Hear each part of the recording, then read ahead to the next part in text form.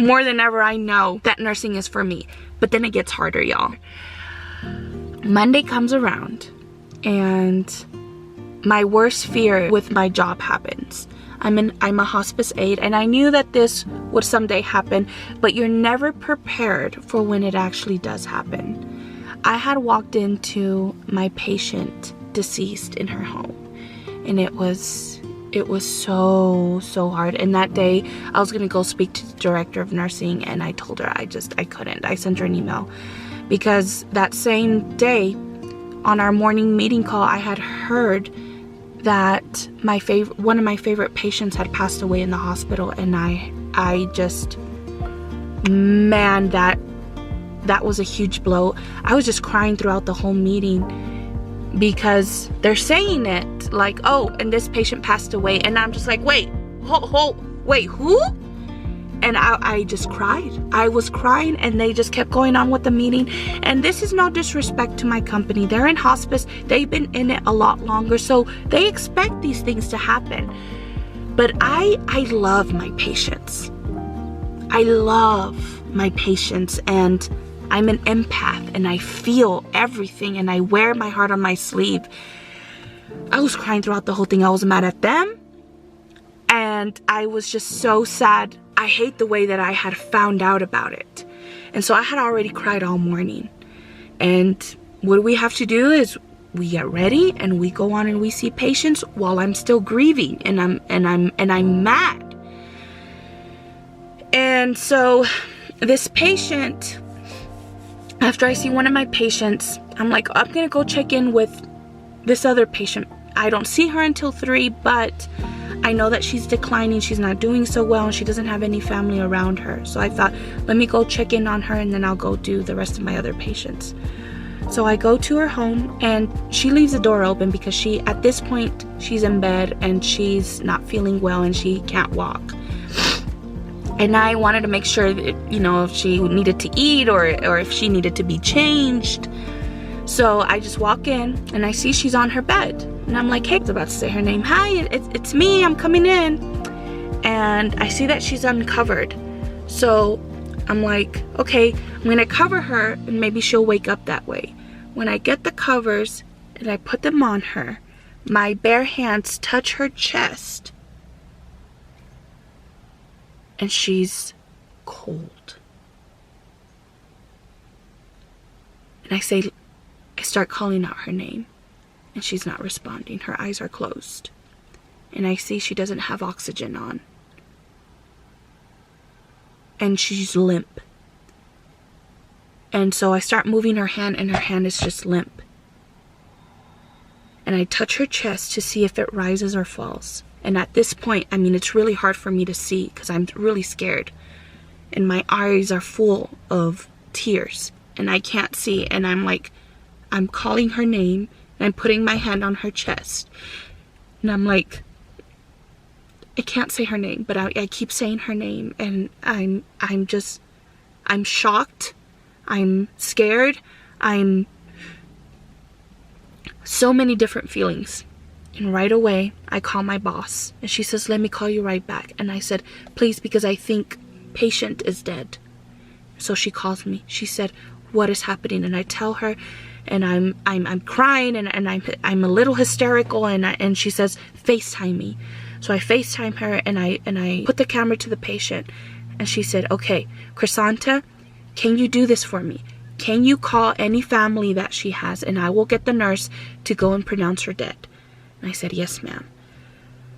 So at this point, I'm crying, and I call her only daughter that's living, but who lives about 8 hours away, and I let her know, I'm so sorry that I have to give you this news, but your mother has, and I kind of pause because it's really hard for me to say it, but for me watching Grey's Anatomy, you have to tell them the word for them to understand what is happening. I said, is dead. And the daughter knew already of her condition, and she said, thank you, Chrissy, thank you for calling me. And I said, I'm not sure what's going to happen next. This is my first time, but we will be in contact with you. I said, call me if you need anything. She said, thank you. So we hung up, and I'm just there. I'm sitting by her and I'm holding her hand and I'm just crying. And I'm crying. And then my boss calls me and she says, I know this is hard, but do you think that you can get her cleaned up? And I said, absolutely. So I grab one of her washcloths, I wet it, and it reminds me of another patient who had a certain, I don't want to talk about the diagnosis, but I had seen this patient decline so fast because he chose to stop eating, he chose to stop drinking because he just wanted to go. And this was the first time that he didn't get up to take a shower, so he was in bed and he was just, oh my gosh. I could tell that either tomorrow or the following day he was about to pass, because the way he looked, and he was just skin and bones, and I was just picking him up gently and I was wiping him, and in my mind I was just praying over him, and I told him I loved him, and it reminded me of that when I was doing that to this current patient, and I was just praying and crying. And then I started laughing because she was an ex-nurse, and she was a tough nurse. She was tough, and she had to be, and she was very smart.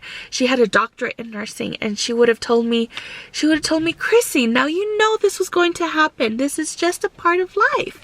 Get over it, you know? I could just hear her telling me that, but I knew that she was in a better place. I was just crying because I was being selfish, and it was just, I've never been around death like this, you know? I thank God that my immediate family and nobody close to me has ever died, not even friends. And so it's just, to be in hospice and for this to be a part of your job, it's something else. I mean, it's for somebody who lives life with her heart and feels everything. It takes a lot out of me. I'm realizing that the reason why I'm so tired is because I feel it. I can feel it, but I love it. I really love it. I really love what I do because it's hard, and I love doing things that a lot of people can't do. I love to be able to be a part of a solution when there is so much need for it. And I hope that I can make my patients feel better. I hope that I'm doing that much at least. And it's hard. It's really hard. But I can't think of anything else where I'll feel even more honored that I get to be there when they say their last breath, and to be around the family, and to know that I comforted them as they pass on to heaven. Like, for me to pray with them or to pray over them and to reassure them that everything's going to be okay. I mean, I know it wasn't like that in this instance, and as a CNA, I can't be there when that happens, but as a nurse, as an RN, I will have that privilege. So, I mean, even though my job is really hard, it's really, really preparing me for this next chapter in my life. Because like I said, I only explained to y'all one step back, but if I go just another step back, that same LVN program that I relinquished my position, that was actually my second time applying and getting into it. The first time I had quit because I was not ready. Mentally, I was not ready. To keep it real short and simple, I had quit the nursing program because I was still weak. It was a hard program. And an instance had happened where I was just a couple minutes late and they had already shut the door, and I was crying. I was crying because that day I just wanted to drop off my son, and I knew I was going to be 5 minutes late. But according to their policy, they allow you a 15-minute window. They will still count you tardy, but you can at least get into class. And then after 15 minutes, they would lock the door. And this time, I was just 5 minutes late. And they had already closed the door, and I was in the hallway, and I was crying because I was already feeling like a failure as a mother, and here I am feeling failure as a student. And then one of the nursing teachers passes, she's like, she had said something, but it's like, why do you want to kick somebody when they're already down? I will never understand that. I would love someday maybe even be a professor for a nursing school, and I would never do that. I wouldn't even do that as when I was a teacher, because I was a teacher, I was teaching. But this lady, she's like, I can't remember what she said, but I'm like, seriously, you're gonna be saying that? You have no idea what I'm going through, lady. There is no reason for her to be saying stuff like that. And after that, I had to quit. So anyways, I wasn't ready yet. Mentally, I was not ready. I didn't have the toughness for it. My biggest enemy of all has always been my brain and my thoughts. I let my thoughts control me. And I'm seeing now how much harder I want to push through, and the value of pushing through when it gets hard. It's really hard for me to explain in videos, but just to make it short, I was raised by my grandmother because I had went through some trauma as a child, and she took me under her wing and she raised me up until first grade. And she never wanted me to go through, she never wanted me to struggle. She would always make things easy for me. And throughout my life, she always found a different way. Rather than me having to go through the struggles and pushing through, I always diverted, or I always found a way out. And so that has followed me up until now. And I'm still working through it, but I feel like now more than ever, I want to push through, because with that job, I would have quit a long time ago. Like a long time ago.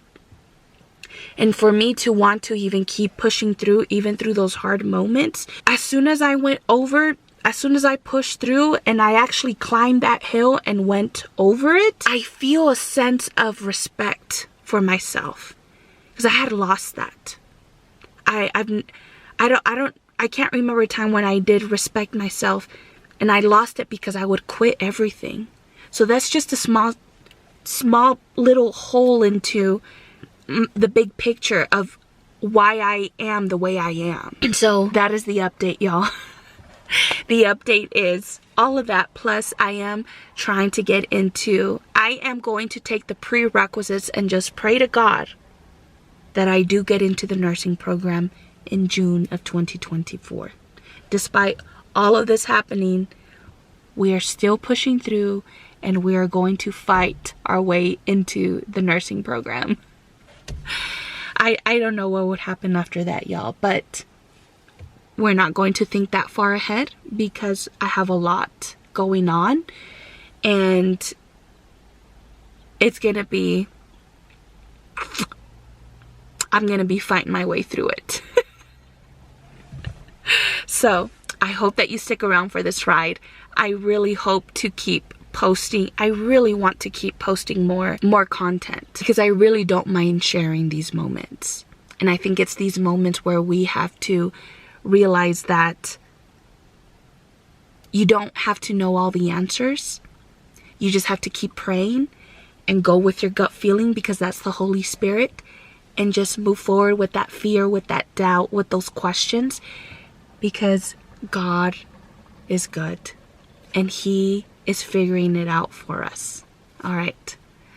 It's been about an hour. So I love y'all. Thank y'all for sticking around, and let me know if you have any questions, okay? Yeah. It's just, my ride is crazy because I'm crazy, and I'm hoping that I'll just get better. We're going to get better. All right. Love y'all.